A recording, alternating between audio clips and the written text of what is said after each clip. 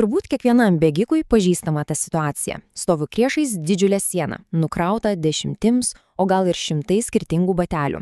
Ir galvoje sukasi vienintelis klausimas, kurie iš jų skirti būtent man. Ar su maksimalia amortizacija, o gal visai minimalistiniai, su aukštu pado nuolydžiu, o gal nuliniu. Šiandien mes pasiremsime mokslu, kad atskleistume bėgimo batelių paslaptis.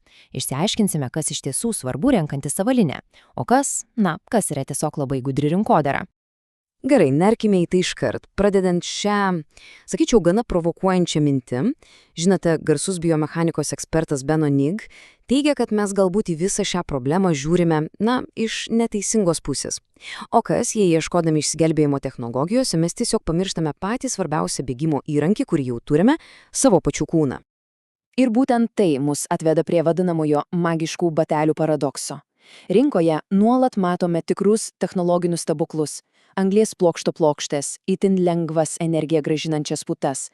Logiškai mąstant, mes turėtume bėgioti greičiau ir svarbiausia, saugiau nei bet kada anksčiau. Bet statistika rodo visai ką kita. Bėgikų traumų skaičius kažkodėl nemažėja. Tai kasgi čia ne taip? Tad pats laikas užduoti tą nepatogų klausimą. Ar gali būti, kad tie patys brangus, modernus bėgimo bateliai, sukurti tam, kad mus apsaugotų, iš tikrųjų yra problemos dalis? Būtent į šį klausimą ir pasistengsime atsakyti. Prieš nardant į batelių technologijas, pirmiausia reikia suprasti, kaip veikia originalus, gamtos sukurtas bėgimo mechanizmas. O tai yra pati žmogaus pėda. Ir patikėkit, tai ne šiaip kaulų ir sausgyslių rinkinys, tai nepaprastai sudėtingas biologinės inžinerijos šedevras. Tik įsivaizduokite, 29, būtent tiek raumenų yra kiekvienoje mūsų pėdoje. Tai ne vienas ar du, o visa sudėtinga sistema, sukurta stabilumui, amortizacijai ir judesiui. Šį sudėtingą raumenų tinklą specialistai vadina pėdos branduoliu.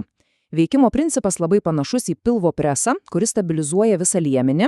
Taip ir pėdos branduolys palaiko pėdos skliautą, amortizuoja smūgius.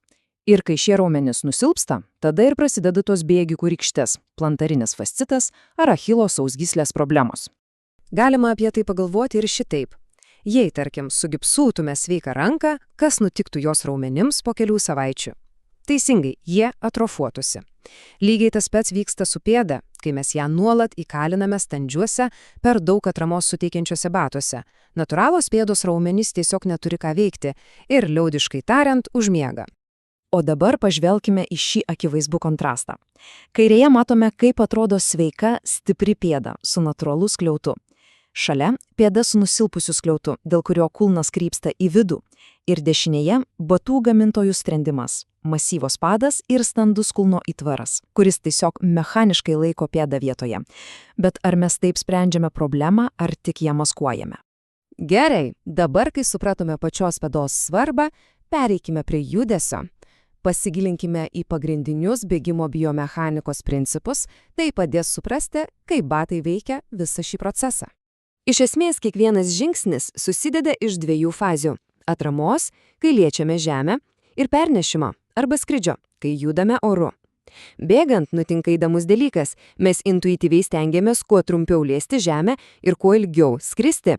Būtent toje trumpoje atramos akimirkoje ir įvyksta visa magija arba deja traumos. Iš tiesų, bėgimas tai tiesiog kontroliuojamų kritimų serija. Kiekvieną kartą atsispirdami nuo žemės mes gauname atgalinę jėgą, kuri mus stumia į priekį. O batų padas yra tas filtras, kuris nulemia, kaip ši milžiniška jėga pasiskirstys po visą kūną, nuo pėdos iki pat numaros. Na ir yra 3 pagrindiniai būdai, kaip pėda gali susidurti su žeme.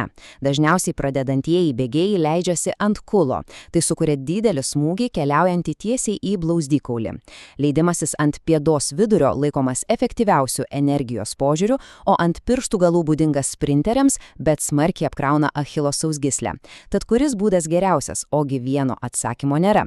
Tai priklauso nuo greičio, distancijos ir paties bėgėjo anatomijos. Svarbiausia suprasti, kokios jėgos veikia kūną kiekvieno atveju.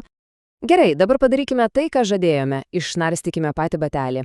Iš kokių dalių jis susideda ir kaip kiekviena iš jų veikia bėgimo mechanika. Supratus tai, priimti sprendimus parduotuvėje bus kur kas lengviau. Štai pagrindinė batelio anatomija.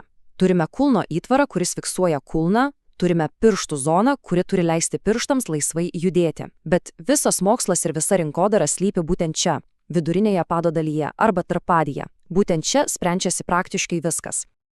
Ir štai čia prieiname prie vieno svarbiausių, bet dažnai tiesiog ignoruojamų terminų – pado nuolydžio arba dropo. Paprastai tariant, tai tiesiog pado aukščio skirtumas tarp kulno ir pirštų. Ir šis atrodytų menkas skaičius milimetrais gali visiškai pakeisti bėgimo biomechaniką ir nulemti ar skaudės kelius ar achilosaus gyslę. Pažiūrėkime, kaip tai veikia praktiškai. Kairėje matome batelį su aukštu pado nuolydžiu. Jis tarsi pastato kulną aukščiau ir tiesiog provokuoja nusileisti ant jo. Dėl to smūgio banga keliauja tiesiai į kelius. O dešinėje batas su žemu nuolydžiu. Jis leidžia pėdai nusileisti natūraliau, arčiau pėdos vidurio, bet dėl to visa apkrova tenka achilo sausgysliai ir blauzdoms. Taigi, čia nėra vieno teisingo atsakymo. Tai nuolatinis kompromisas. Aukštas nuolydis gali sumažinti achilo tempimą, todėl kartais yra rekomenduojamas pradedantiesiems. Tuo tarpu žemas nuolydis skatina stiprinti pėdas ir gali sumažinti kelių apkrovą. Tačiau prie jo reikia pereiti labai laipsniškai, nes jis reikalauja stiprių blauzdų. Bet tai dar ne viskas. Kaip dėl amortizacijos? Na, per daug minkštumo gali atrodyti patogu, bet tai yra apgaulė. Kai kūnas negauna aiško signalo nuo žemės, jis gali smūgiuoti dar stipriau. O svoris? Pasirodo, kiekvienas papildomas 100 gramų ant pėdų kainuoja apie 1% daugiau energijos. Pagalvokime apie tai maratono metu. Na, o tos stebuklingos anglies plokštelės? Taip, jos tikrai padeda bėgti greičiau. Bet ar jos apsaugo nuo traumų? Mokslas dar neturi vienareikšmio atsakymo. Gerai, teorijos jau pakaks. Kaip visą šią informaciją pritaikyti praktiškai? Pereikime prie to, kaip išsirinkti tinkamiausią avalynę atsižvelgiant į savo individualius poreikius. Viskas iš tiesų susiveda į 3 labai paprastus klausimus savo. Pirma, kam man reikia šių batų? Lėtiems krosams parke ar vis dėlto greičio treniruotėms stadione? Antra, koks mano kūnas? Ar mano pėda plati? Kokia mano bėgimo technika? Ir trečia, galbūt svarbiausia, kokia mano traumų istorija? Kur man pradeda skaudėti po ilgesnio bėgimo? Daugelis ekspertų šiandien siūlo neprisirišti prie vienos tobulos poros, o taikyti vadinamąjį batelių rotacijos principą. Kaip matome, skirtingoms treniruotėms tinka skirtingi batai. Kasdieniams ramiems bėgimams stabilus, gerai amortizuojantis batas, greičio darbams lengvas ir reaktyvus, o varžyboms pats lemliausias ir standžiausias modelis. Taip ne tik sumažinama pasikartojančių apkrovų traumų rizika, bet ir pėda treniruojama dirbti skirtingomis sąlygomis. O jeigu norisi pasigilinti dar labiau, šiuolaikinės technologijos, pavyzdžiui 3D bėgino analizė, leidžia tai padaryti. Specialios kameros ir jutikliai gali atskleisti mažiausius judesių netikslumus, kurie plika akimi tiesiog nematomi, ir padėti suprasti tikrasias problemų priežastis. Taigi, koks pagrindinis tikslas viso šito? Tapti protingu bėgiku.